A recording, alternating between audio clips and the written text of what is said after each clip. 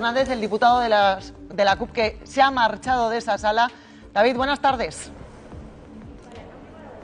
Buenas tardes. Buenas tardes.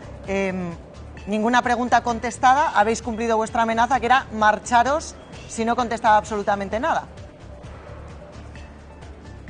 Bueno, más que amenaza, nuestro compromiso con cierta dignidad, no solo política, sino ética y también institucional. Esto es una comisión, una comparecencia. Pujol venía a dar explicaciones y no a dar lecciones. Ha dado lecciones hoy allí, pero ¿se lo permitía el formato elegido? Hablaba antes Rubén Amón y yo le preguntaba si amañado no era un buen término, un término demasiado fuerte. ¿El Parlamento de Cataluña no se lo había puesto demasiado fácil? Bueno, ahí hay una doble vertiente. Esto era una comparecencia en la Comisión de Asuntos Institucionales, la CAI, que la modalidad, como habéis comprobado, de comparecencia, pues es una intervención breve de media hora, el turno de los grupos y después una respuesta. Si él respondía, los grupos también respondían. Otra cosa es la semana que viene que se vota la Comisión de Investigación, donde ahí ya lo que hay es un interrogatorio y está obligado a responder las preguntas que le formulen todos los grupos parlamentarios. Por lo tanto, ya esperemos, ¿no?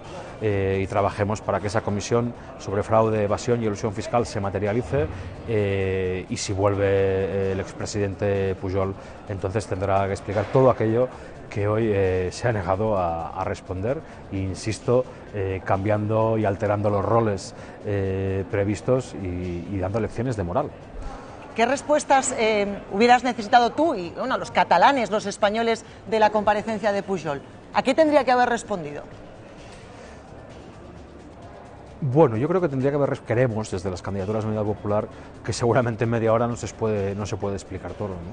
Pero habría que haber respondido seguramente a un modelo. Hemos insistido en nuestra intervención en esta paradoja de que Pujol no está solo. Al fin y al cabo, Emilio Botín tenía 2.000 millones de euros en Suiza. Al fin y al cabo, según New York Times, el rey Juan Carlos tenía un patrimonio no acreditado su origen de 1.800 millones de euros, y al fin y al cabo, en el último año en este país hemos visto como las sagas y las oligarquías con más renombre, llamarle Carceller, llamarle Carulla, llamarle Sanaúja, llamarle Cuatro Casas, también desfilaban acusados de fraude y evasión fiscal. Y la otra, que es obvia, también debería haber respondido a lo que han hecho sus hijos, si en el nombre del padre ha habido dinámicas de saqueo, en este caso no de políticos corruptos, sino de hijos corruptores, ¿no?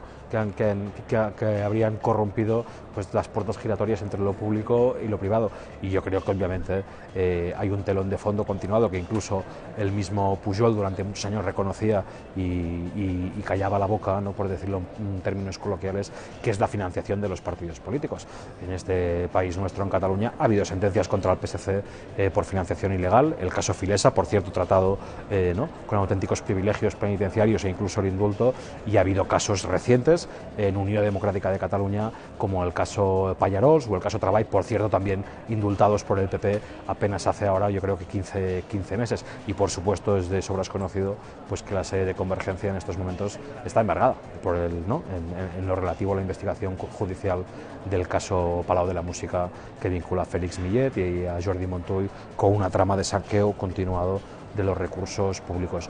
Pero era un momento de que, si realmente él recurre a esa condición de cristiano pecador y que siempre ha citado el humanismo cristiano como referencia, era el momento de que lo explicara todo, de que hiciera el último servicio al país, vamos a decirlo así, y explicara todo lo que sabe sobre un modelo ¿no? y un sistema donde Pujol no es una excepción. Bueno, desgraciadamente es la regla que vincula élites extractivas, poder político y poder financiero, ¿no? David, una última cosa. Hemos comprobado que no ha respondido a ninguna pregunta, sí, pero algunos han querido ver un tono de amenaza en la intervención de Pujol. Esto de si movemos las ramas del árbol, tal. ¿Esto es un aviso de, oye, que puedo tirar de la manta? Yo creo, por supuesto, ya lo dijo, es como se dice en latín, de te fabula narratur. Esta historia ya ha sido explicada.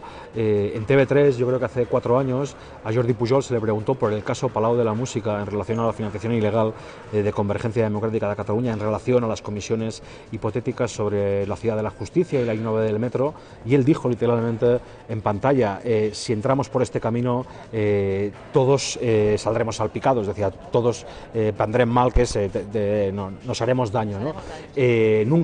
nunca siguió aquella reflexión, y eso a mí me parece una obviedad, que es el chiste del dentista prácticamente, ¿no? De no nos vamos a hacer daño, ¿no? Porque lo que está en crisis para nosotros, esto no empezó en el 2012 con una demanda independentista, autodeterminista, soberanista, donde Pujol, por cierto, nunca participó ni empezó este proceso, sino empieza con el régimen de la transición política, con la reforma impune del franquismo, donde se consagran unas élites políticas y un modelo de financiación de partidos que nosotros hoy también lo intentábamos denunciar, ¿no? Que según nuestras investigaciones políticas y históricas, pues remiten a un modelo calcado, en el caso del Partido Socialista, en el caso incluso también del PNV con el caso Tragaperras, y que tendría una ascendencia, vamos a decirlo así, de ingeniería alemana, ¿no? Bueno, pues David, gracias por participar hoy en Más Vale Tarde, moltes gràcies. A vosaltres, y luces y taquígrafos. A ver, luces y taquígrafos, eso hace...